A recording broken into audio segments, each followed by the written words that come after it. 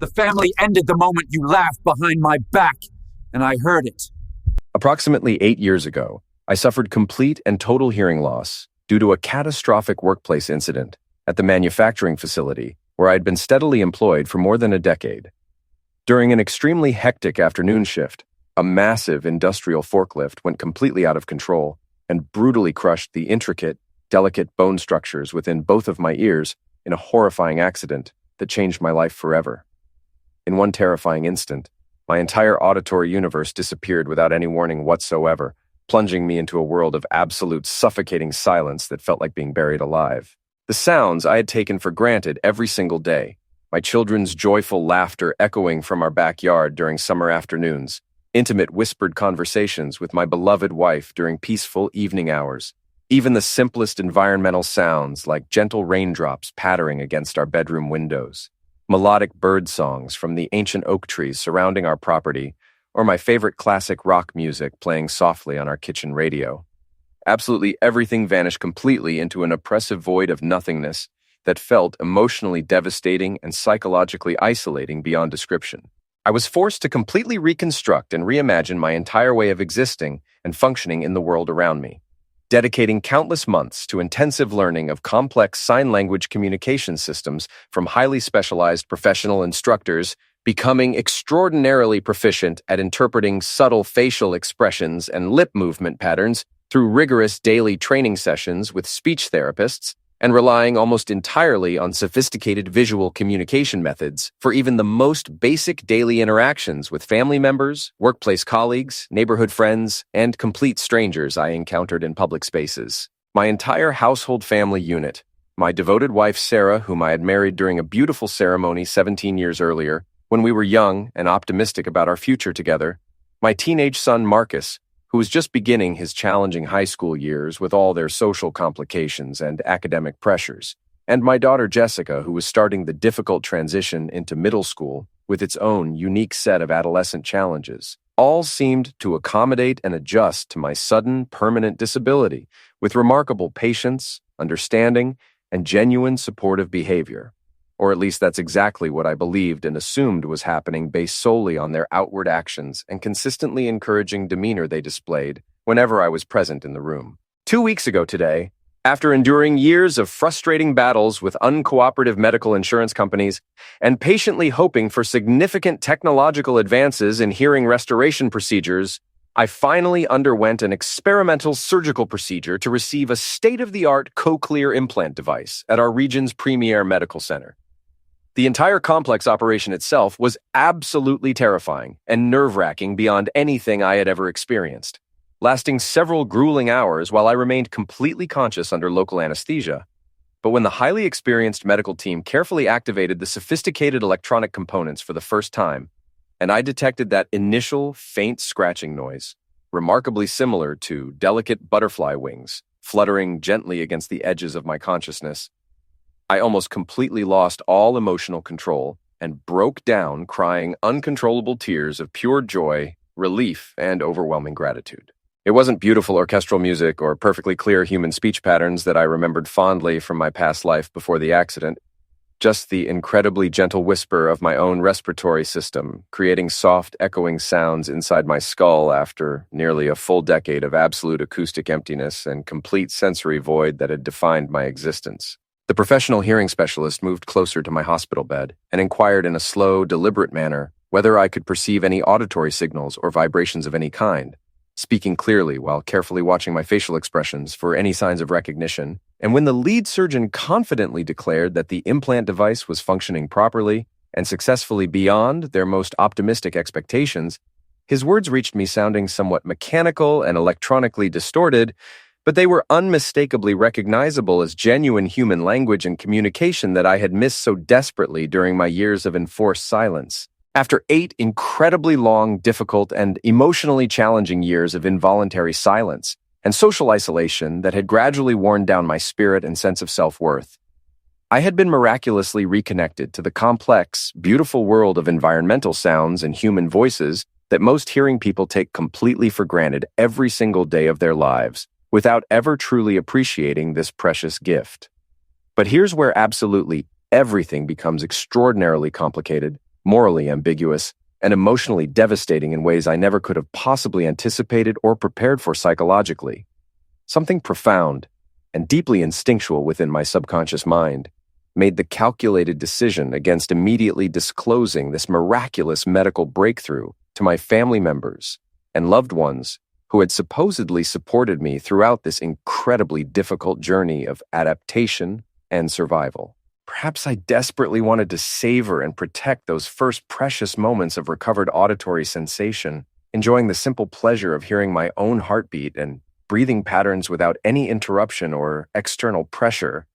Or maybe I was genuinely curious about learning and discovering how my closest loved ones authentically perceived and discussed me during their private moments when they naturally assumed I couldn't possibly overhear their candid conversations about my condition and its significant impact on their daily lives and long-term happiness. 8 long years of involuntary silence had gradually transformed me into an exceptionally skilled observer of subtle human behavioral patterns, micro-expressions, and nonverbal communication cues that most hearing people never notice or pay attention to during their regular social interactions. I suddenly understood and realized that I possessed a completely unique and unprecedented opportunity to witness their genuine, unfiltered social interactions without any pretense, performance, or careful editing, designed specifically to protect my feelings and maintain family harmony at the expense of honest communication. So I deliberately returned to our family home that evening, continuing to perform the elaborate and increasingly convincing charade of total deafness and complete hearing loss, maintaining all the same familiar gestures, behaviors, and communication patterns they had grown completely accustomed to observing and responding to over the past several years of our shared existence. What I systematically discovered during the following days and weeks completely demolished and shattered my fundamental understanding of my family's actual dynamics, genuine relationships, and true feelings toward me as both a husband and father figure in their daily lives. On the very first evening after my successful surgical procedure and miraculous hearing restoration, my wife Sarah organized and hosted one of her regular weekly social gatherings with her closest female friends and companions from both the neighborhood and her professional workplace environment at the marketing agency where she worked as a senior account manager. I carefully and strategically positioned myself near our kitchen doorway entrance, pretending to rummage through various items stored in our large walk-in pantry cabinet, while listening intently to their conversations flowing freely from the adjacent living room where they had gathered with wine glasses and appetizers. That's precisely when I clearly overheard one of her longtime companions boldly declare with obvious pity and sympathy evident in her voice, "She's practically a living saint, honestly and truly, remaining faithfully committed and married to David through all these incredibly difficult and challenging years of hardship and struggle that would have completely broken most marriages apart and driven normal couples to divorce court." Another close friend responded in deliberately hushed conspiratorial tones filled with genuine sympathy and heartfelt concern for Sarah's emotional well-being. "I simply cannot fathom or imagine being married to someone who cannot even hear you express basic affection, love, and emotional intimacy on a daily basis like normal couples do. That entire situation must feel like complete emotional isolation, abandonment, and loneliness that would drive most people to seek comfort and validation elsewhere outside their marriage." The most absolutely devastating, heart-crushing, and soul-destroying blow came directly from Sarah's own mouth and lips as she responded to her friend's sympathetic comments with shocking casualness. She released this harsh, bitter, cold laughter that sounded exactly like breaking glass shattering against concrete and proclaimed with complete indifference and emotional detachment, "He has absolutely no awareness, understanding, or knowledge whatsoever that I've been sleeping separately and alone in our guest bedroom for many consecutive months now, instead of sharing our marital bed like we did for so many years. It's simply more practical, convenient, and easier for both of us involved in this increasingly dysfunctional living arrangement that has somehow become our new normal existence." She continued with even more devastating revelations that cut deep into my heart and soul. "I used to genuinely believe and have unwavering faith that deep, true love could overcome any obstacle or challenge that life threw at us. But I've gradually discovered and learned through painful personal experience that it's significantly easier and more emotionally comfortable to share living space with an idealized fantasy version of someone rather than dealing with the complicated, messy reality of the actual flesh and blood person with all their limitations, problems, constant needs, and requirement for daily accommodation and special consideration. I felt physically nauseated, emotionally devastated, and psychologically shattered listening to those brutal, cruel words echoing clearly in my newly functioning ears for the first time in nearly a decade. But I somehow managed to force myself to continue this increasingly painful and heartbreaking eavesdropping session that was systematically revealing the harsh truth about my marriage and family relationships that I had been completely blind to during my years of deafness. Over the subsequent days and weeks that followed this initial devastating revelation, I systematically collected and carefully documented an extensive catalog of deeply hurtful discoveries about their authentic feelings and genuine attitudes toward my presence and continued existence in their daily lives.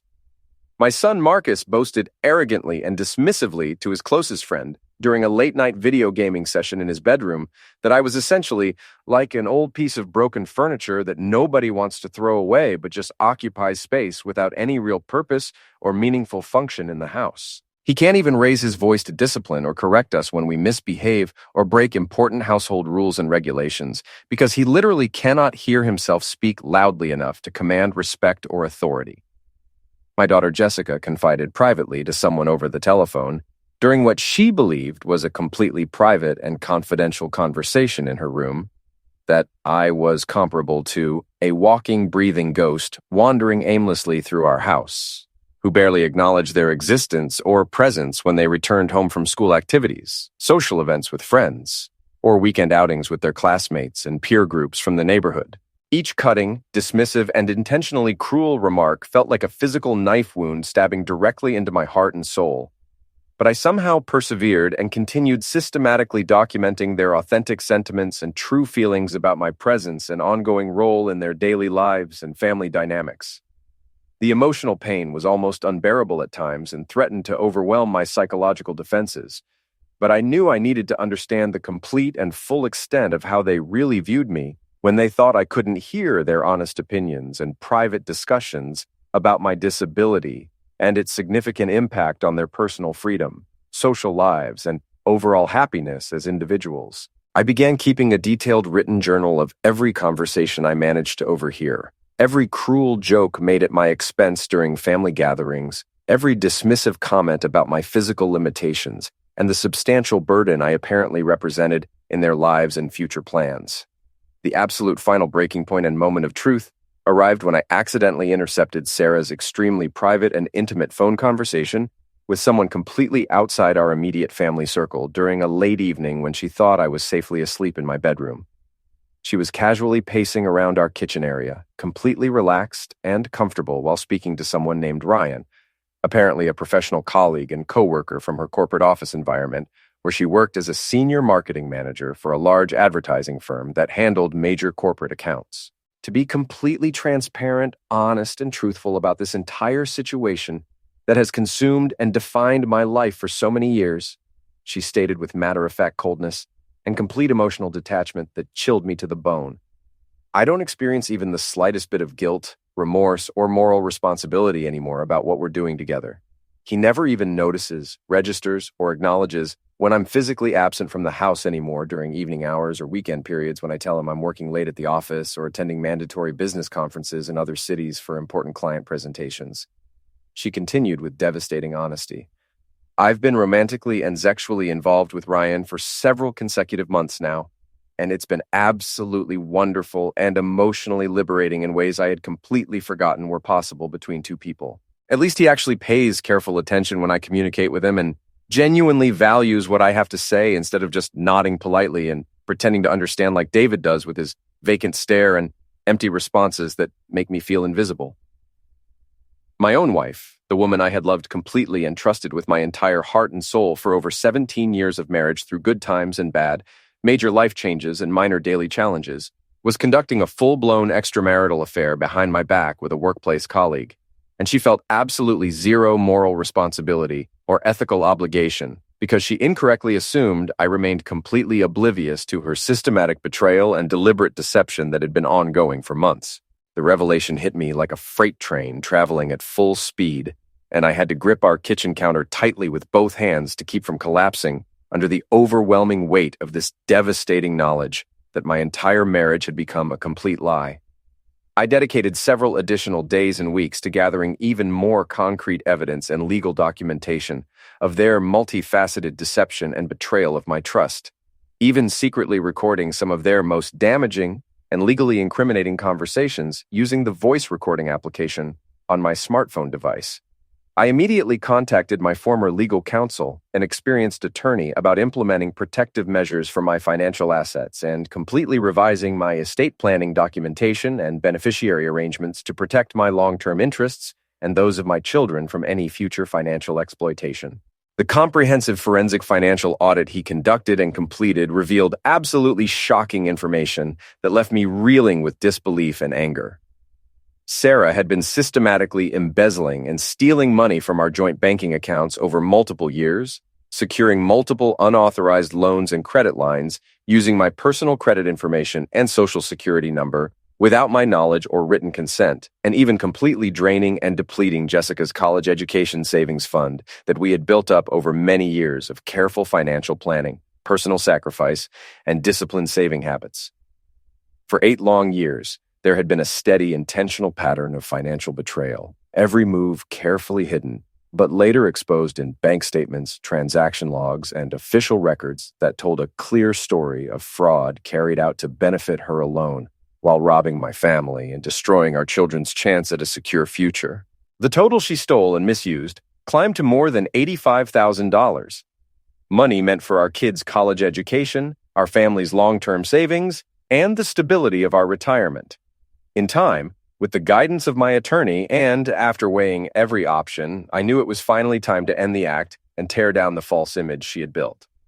I chose to arrange a formal family dinner, a grand event that would look like a celebration but serve as the stage for the truth. I had fine invitations printed with elegant calligraphy and sent to every family member, including Ryan, who I invited under the false title of being Sarah's valued business mentor and colleague, the name she had dropped so often in recent months whenever she spoke of work. I poured countless hours into preparing the setting. Our dining room was dressed in its finest. China plates gifted by my grandmother on our wedding day, crystal wine glasses passed down from Sarah's side of the family, and polished silverware that had been in mine for generations of gatherings. I then devoted an entire weekend to preparing a lavish 8-course meal from scratch, drawing on traditional family recipes carefully preserved and handed down through both our family lines, honoring the heritage of those who came before us while setting the stage for what was to come. Once all the guests had gathered and taken their seats around our large mahogany dining table, Sarah, shifting nervously, clearly unsettled by the unusual formality and the overly polished setup, Ryan looking out of place and uneasy in what was clearly a private family space, my elderly parents confused by the fuss but quietly pleased to be part of what seemed like an important event, and my children staring wide-eyed, surprised by the lavish arrangement that looked more like a fine restaurant than a family meal. I rose from my chair at the head of the table. I lifted my crystal wine glass high into the air with ceremony and spoke in a voice so clear and steady it carried through the room like a Sunday church bell. Thank you all for accepting my invitation and joining me tonight. This gathering has been in the works for months, planned with great care. I wanted everyone, our family, and a few very important guests together here for an occasion that will change the way we see each other and shape the future of our relationships. The reactions were unforgettable. A mix of shock, disbelief, fear, and awe etched on every face. Sarah turned pale in an instant, her skin drained of color as though she had seen a ghost. Ryan looked so sick that I thought he might throw up on the fine linen covering the table. Both children sat frozen in place, their mouths wide open, completely stunned and confused by the sudden turn of events. My parents, though clearly lost on the details, looked on with cautious hope. They didn't understand what was happening, but they sensed something important, something that might change the course of our family, was unfolding right before them, and they knew it would demand their full attention and support. I finally revealed the truth that would change everything forever and strip away the months of lies, betrayal, and deception that had been unfolding right inside my own home. 2 weeks ago, I underwent surgery and advanced medical treatment that completely restored my hearing. Since that day, I've been quietly listening to every private conversation, every unguarded remark, and every phone call that revealed what you all really thought of me and my place in this family. And I've heard far more than you ever expected me to know. With steady hands, I pulled my phone from my pocket and pressed play. The room filled with the sound of Sarah's voice, recorded in crystal clarity, as she described her affair with Ryan in vivid, passionate detail. She even laid out their plans for a weekend at a luxury resort, a trip she had told me was a work-related conference. The dining room fell into heavy silence, the kind that makes the air feel thick. Jessica's quiet sobbing broke through it, her voice filled with heartbreak. My mother gasped in shock, unable to believe what she was hearing. Ryan scraped his chair loudly against the hardwood as he tried to leave the room, desperate to escape the unbearable tension. I spoke with a calmness that carried more weight than shouting ever could. I explained step by step how I had heard every cruel joke spoken about me, every dismissive remark about my disability, every betrayal of trust that had taken place while they believed I was completely helpless. For years they thought I was deaf to their cruelty, but I had absorbed every word. Tonight was planned to be a celebration of family unity and love, I said with growing strength, my voice becoming more confident with every sentence. But your behavior has proven that I no longer fit into the definition of family you've chosen for yourselves. I want to make sure you all understand how I see the choices you've made and the ways you've treated me, not just tonight, but over many years. Then I laid down the full financial audit I had commissioned.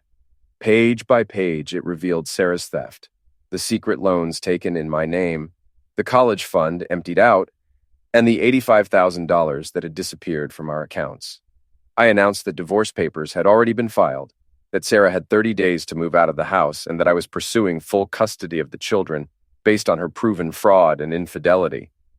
I turned to Ryan as well, telling him his company's HR department would soon receive copies of the recordings he had made during office hours using company equipment, evidence that would almost certainly damage his career. Without raising my voice, I left the dining room, the sound of Sarah's desperate crying and my mother's angry questions chasing after me. Behind me, their world was crumbling, and for the first time in years, I felt control return to mine. The fallout was swift and brutal. The days that followed were emotionally draining, mentally exhausting, and far more complex legally than I had imagined. At first, Sarah denied everything. Then she tried to justify her affair by blaming my disability, claiming the weight of it had been too much for her to carry. But when faced with undeniable recordings and financial records, she broke down and admitted the truth. Marcus and Jessica, shaken by it all, began trying to mend the damage. Marcus put together a playlist of songs from our road trips and vacations, music that reminded us of happier times. Jessica came to me with old photo albums filled with pictures from years when our family was whole, before the accident that changed everything. They seemed truly regretful. Marcus has started spending his weekends with me in the garage, restoring cars side by side. Jessica has been helping me organize medical files and legal papers. On top of that, she's begun learning sign language, determined to communicate with me in a deeper way, even though my hearing has been restored. Sarah eventually moved into a small apartment across town. Through her lawyer, she tried to push for a quick divorce, but her legal claims collapsed under the weight of the evidence of fraud and infidelity. She walked away with far less than she had hoped for. The most unexpected part of this ordeal has been how it changed my relationship with silence. For 8 years, silence was like a prison I couldn't escape, isolating, relentless, and beyond my control. Now that I can hear again, silence is no longer forced on me. It has become something I can choose, a source of peace when I need it, and a gift I can return to at will. Since then, I've started volunteering at a veterans group, helping others manage hearing loss and adjust to assistive technology. Sharing my journey gives them hope that they too might recover. I've also devoted myself to restoring vintage cars, finding comfort in the steady rhythm of tools and engines, or losing myself in music and podcasts I couldn't enjoy for so long. Most importantly, I'm rebuilding my bond with Marcus and Jessica, this time on a foundation of respect, honesty, and genuine care. No longer shallow or strained, our connection is becoming real again, piece by piece. And through it all, I've come to understand something vital. The most important voice you will ever hear clearly is your own, the inner one that guides you through pain, choices, and the unexpected paths that lead to growth and change.